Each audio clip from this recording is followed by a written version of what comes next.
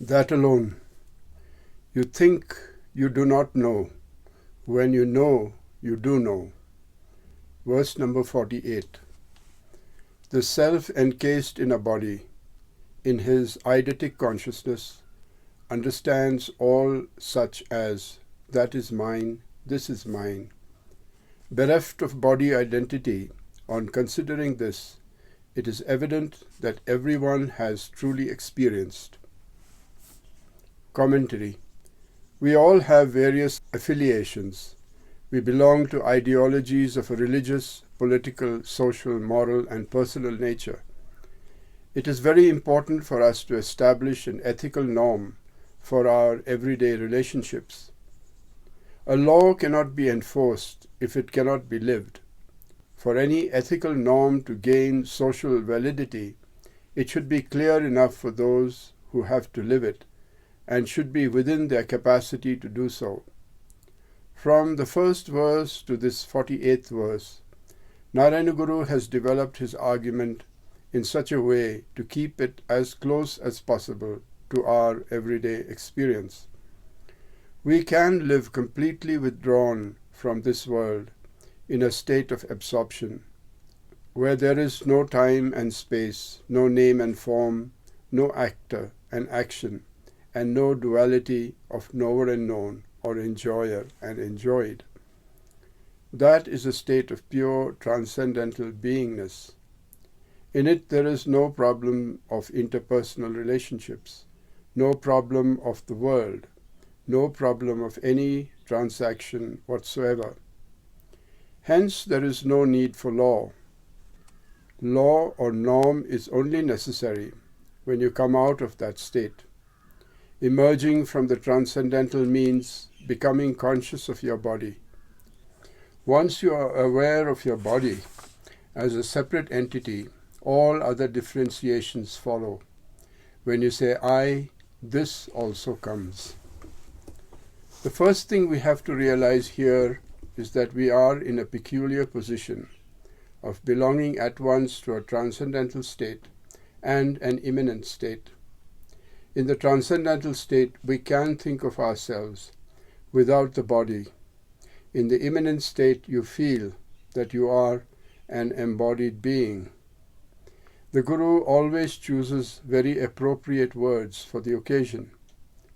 There are many synonyms for body in Sanskrit, such as shariram, deham, and tanu. But tanu has a special significance. When you physically think of a body, the minimum requirements are its extension, mass, and weight. Extension means it occupies space. Mass is its physical content, and this is in turn subject to gravitational attraction, which we call weight. Yet it is possible to abstract the body so that the extension of it is not a necessity. It is not that it has no extension. You are just not emphasizing that fact. Neither do you emphasize the fact of its having a mass, and you deduct from it its weight. If you do all this, it becomes almost like a monomark, a certain idea you have in your mind, which stands for your body. This is called tanu. The Guru could have used a more gross word like deham, but he used tanu because it is more suitable to what he is trying to say. He means that when you sit in your body and think of yourself as I, the body becomes almost a negligible factor. You don't take into account your physical form, your color, your weight, your state of physical health, your flabbiness or thinness. All these are made minimal, and yet you have not forgotten that you are an embodied being. In the Saundarya Lahari, Brahma gathers the finest dust from the feet of the mother to create the world. There, Taniyam, related to Tanu, refers to the very finite particles of the cosmic dust. Like that, when you consider your body as being almost akin to your mental state, You can easily pass from the mind into the body and from the body into the mind. Then you have a flexibility, a lucidity, a fluidity. The gross and the subtle become easily interchangeable. Next, the Guru uses the word shariri, which conveys the sense that you are not the body even though you have one. You have two body boundaries. One is your own physical body boundary, which falls within the law of impenetrability. You cannot occupy the same space I occupy. Even if two lovers try to get into each other, their bodies stop them from doing it. With all their fondness and affection, the body retains its impenetrability. When you say, "This is my body, this is my mind, this is my intellect," you are seeing within the body itself an identity made out of things which can be placed within its circle. You say, "My mind," that exclusively refers to the ideations which are going on in this one particular body, feelings and sensations which are experienced only within this one unit. It may look as though a person's experiences are within the limits of his body, but the same person says, "My wife, my husband, or my child," with the same ease that he says, "my body." The relation established to another body is not of a physical nature. What does that "my" there stand for?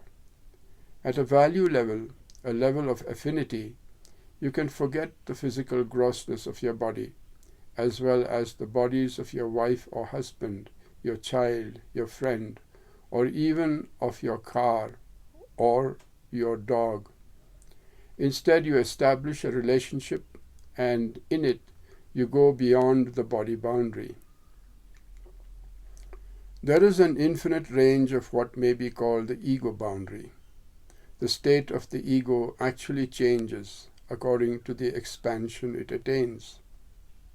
It becomes more a transcendental ego than an ordinary ego. A transcendental ego is not a social ego.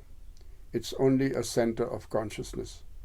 Here, the center of consciousness is not just a passive witness, because the bond of affection is the one which makes the person go beyond his body limitations in saying, "my child, my friend," and so on. If you are a very altruistic person, like a mystic, you are so in love with everything that you can even say, "my universe." Examples of this attitude are plentiful. The French government plans to explode an atomic bomb in the Pacific Ocean, so Australians, New Zealanders, and Japanese people have decided to go and stay where the test is being planned to be. They are willing to die saying, "The nuclear bomb is bad for the world because you kill the world, kill us." They are saying, "We love the world and humanity. We do not want humanity to be killed. We are in love with it, so we are prepared to die for it." What kind of identity is this? It is not like saying, "This is my wife, I want to protect her," or "This is my child, I will do anything for her." They are identifying themselves with the future of life and the well-being of the whole world. If you attach a body to your identity, the identity of your interest, it is called satta tanu, the body of your existentiality. Your existence becomes a meaningful factor by the incorporation of values that you want to live by. When you say, "I am," you are a living entity. In this there is a well-integrated, compact idea of beingness encapsulated as your existence. So your existence is your identity with values for which you live, for which you stand, your freedom, your understanding, your validations of things, a number of these factors put together become your existential beingness. Your existential beingness can be increased by including more and more values and items of value in it. It is within this body of interest that you say, he is mine, she is mine, this building is mine, the car is mine, this country is mine, the world is mine. In this way, your body of interest enlarges. You don't have to become a Socrates for that. You don't have to become a Ramana Maharishi or a Yajnavalkya. You already experience it.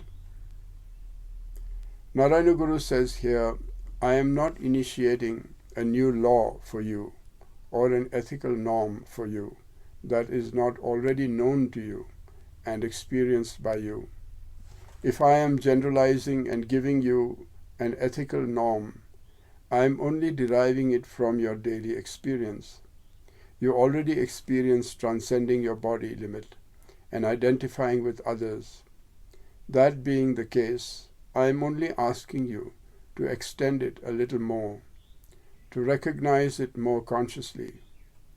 People think realization is a very rare thing, that only 1 in a million might achieve. The Guru wants to explore that idea, saying, don't give up your mind that way. You are as good as anyone. Don't think of this as being a rare privilege of someone else. You already have some realizations.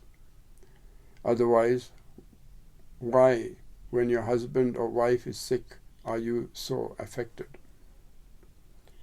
I once heard a joke that a woman was in the hospital undergoing labor pains. Her husband was restlessly walking up and down.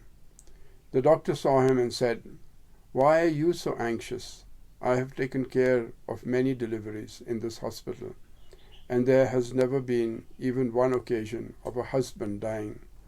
Relax, you have nothing to fear. Just go home."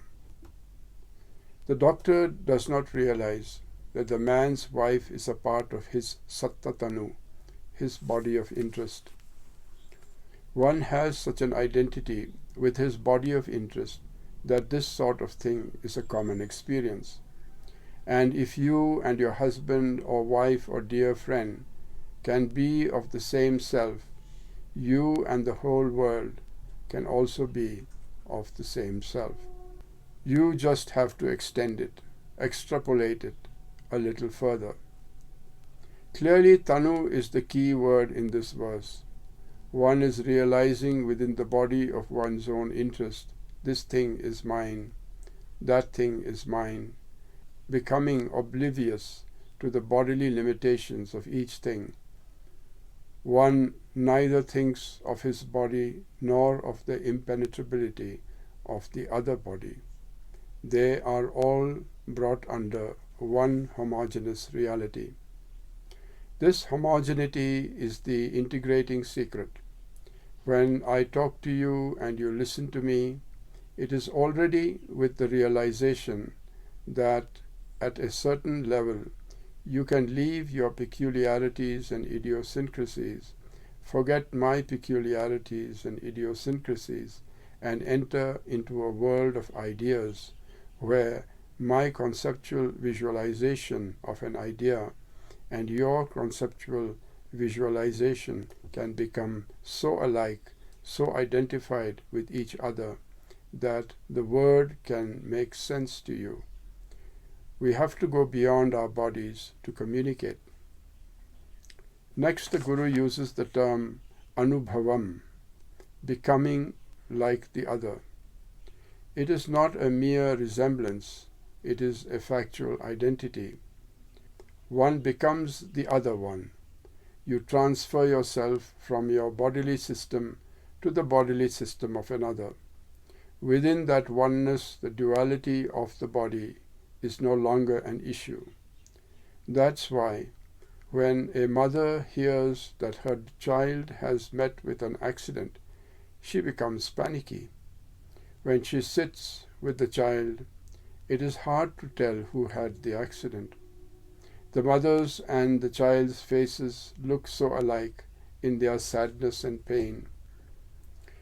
This is re-established in our lives every day. When you pick up a cat and say, "My dear kitty," you have already gone beyond your bodily limitations and your own body identity. People do not realize that this itself is part of your realization. Of course, it needs to be further perfected. When you say someone is a realized person, it is not that she hugs a cat.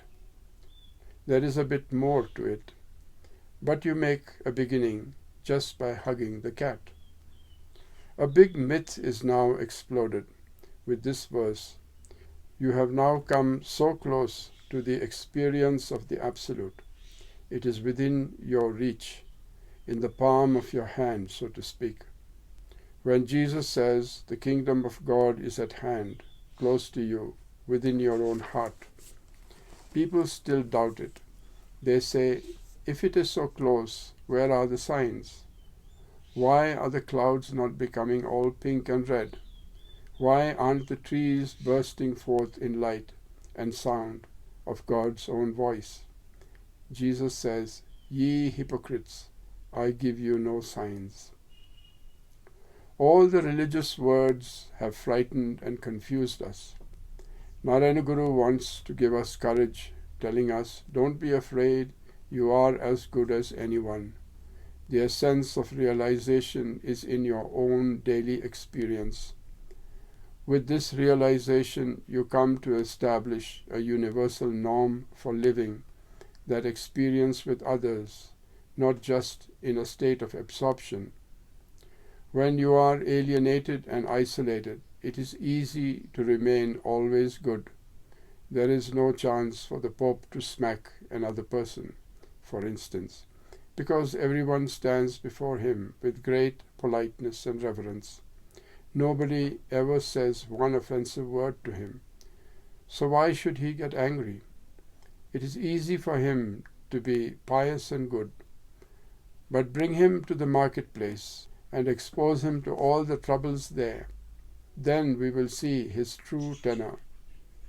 There is no need for any ethics when you are in the state of a contemplative who is completely absorbed in the Absolute.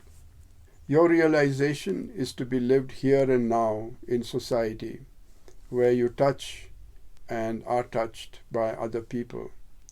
Let us bring our realization to the marketplace. But you think realization is so holy and sacred that it must be kept separate, kept apart. That means you cannot live it. If you want to live it, it should be lived everywhere, at all times. Your perfection is a perfection for all time, not just for the church on Sunday. If you are perfect now, you should be perfect in everyday life too. After the next verse, there is a major change. If the whole 100 verses is viewed as a garland, the first 49 present a kind of descending dialectics. From verse 50 onwards, an ascending dialectics is used. It is easy to go down, difficult to go up. And the free translation of verse 48 is, in spite of being identified with their own body, people do think of other people and things as their own and say, this is mine or that is mine. On considering this, it is evident that everyone has some experience of the oneness of the self.